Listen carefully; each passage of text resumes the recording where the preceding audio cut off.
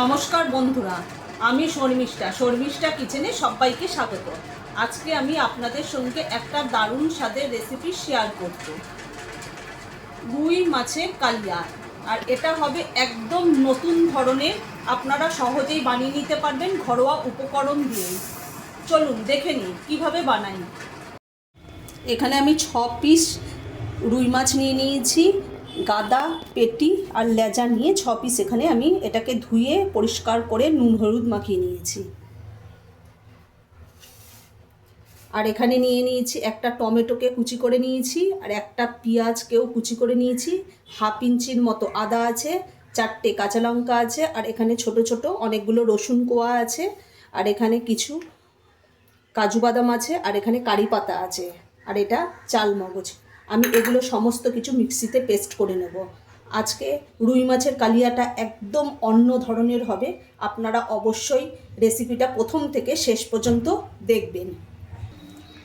আমি গ্যাসটা ধরিয়ে দিলাম, কড়াইটা আমি বসিয়ে নিচ্ছি। কড়াইটা আমি আগে একটু গরম করে নেব। কড়াইয়ের মধ্যে আমি সাদা তেল দিয়ে দেবো, আপনারা চাইলে সর্ষের তেলও ব্যবহার করতে পারেন। তেলটা গরম হয়ে গেছে, আমি অল্প অল্প করে মাছ ভেজে নেব। সবগুলো মাছ আমি একবারে কড়াইতে দেব না।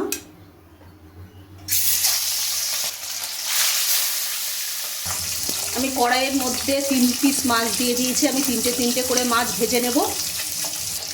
আমার একদিক ভাজা হয়ে গেছে, আমি উল্টে দিয়েছি। এইভাবেই আমি লাল করে ভেজে নেব সমস্ত মাছ।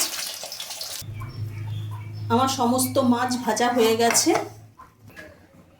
মাছ ভাজার তেলের মধ্যেই আমি ফোড়ন দিয়ে দেবো। এখানে গোটা জিরে দিয়ে দিলাম, একটা শুকনো লঙ্কাকে আমি অর্ধেক করে দিয়ে দিলাম, আর এখানে যে কারি পাতা নিয়েছিলাম সেটাও আমি কড়াইয়ের মধ্যে কারি পাতাটা দিয়ে দিয়েছি। এবার ভালোভাবে ফোড়নটা ভেজে নেব। আর এখানে আমি আদা, রসুন, পেঁয়াজ, কাঁচা লঙ্কা, টমেটো সমস্ত কিছু মিক্সিতে আমি পেস্ট করে নিয়েছি, সেটা আমি কড়াইতে দিয়ে দিলাম। এর মধ্যে আমি কিছু উপকরণ দিয়ে দেবো। 2 চামচ হলুদ গুঁড়ো, 2 চামচ আমি হলুদ গুঁড়ো দিয়ে দিলাম। 1 চামচ ধনে গুঁড়ো দিয়ে দিলাম। 1 চামচ জিরে গুঁড়ো, 1 চামচ গরম মশলা গুঁড়ো দিয়ে দিলাম। এখানে আমি ফোড়নে কোনো গোটা গরম মশলা ব্যবহার করিনি। এখানে আমি কারি পাতা দিয়েছি যেহেতু, সেজন্য আমি এখানে কোনো গোটা গরম মশলা ব্যবহার করিনি। এখানে আমি 1 চামচ গুঁড়ো গরম মশলা দিয়ে দিলাম। এবার মশলাটাকে ভালোভাবে কষিয়ে নেব। পরিমাণ মতো আমি নুন দিয়ে দিলাম। এবার আমি মশলাটাকে ভালোভাবে কষিয়ে নেব। আমার মশলাটা ভালোভাবে কষানো হয়ে গেছে। এখানে আমি চাল মগজ আর যে কাজুটা পেস্ট করে রেখে দিয়েছিলাম সেটা আমি দিয়ে দেবো কড়াইয়ের মধ্যে।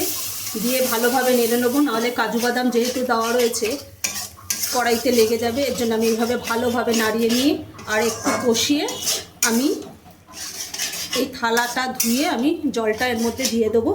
আর আপনারা একবার অবশ্যই এই কারি পাতা দিয়ে রুই মাছের কালিয়া খেয়ে দেখবেন, একদম অসাধারণ লাগে। না খেলে আপনারা বুঝবেন না, একবার অবশ্যই বাড়িতে বানিয়ে খেয়ে দেখবেন। মশলাটা ভালোভাবে কষানো হয়ে গেছে। আমি এই থালাটা ধুয়ে জলটা একটু দিয়ে দেবো।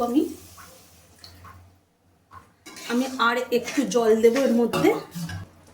আমি অল্প একটু জল দেব, এখানে বেশি জলের দরকার নেই। এবার মশলাটাকে আমি ভালোভাবে নাড়িয়ে নেব।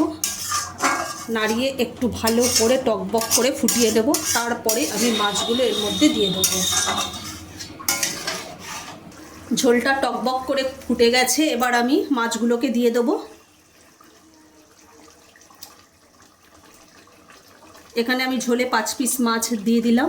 1 পিস মাছ আমার মেয়ে খাবে, এর জন্য আমি রেখে দিলাম ভাজা। আমার মেয়ে মাছ ভাজা খেতে খুব ভালোবাসে, তার জন্য আমি রেখে দিলাম। এখানে আমি যেহেতু কারি পাতা দিয়েছি, তার জন্য এখানে আমি ধনে পাতা বা মেথি পাতা কোনোটাই আমি এখানে ব্যবহার করব না, তাহলে কারি পাতার আর টেস্টটা এর মধ্যে পাওয়া যাবে না। সেজন্য আমি আর এখানে ধনে পাতা বা মেথি পাতা কোনোটাই আমি ব্যবহার করছি না। আমার ঝোলটা ভালোভাবে টকবক করে ফুটে গেছে। আমি একটু মাছও দিয়ে দিয়েছি। মাছটা দেওয়ার পর একটু ভালোভাবে ফুটিয়ে নিয়ে আমি নামিয়ে নেব। তাহলেই আমার রুই মাছের কালিয়া একেবারে রেডি।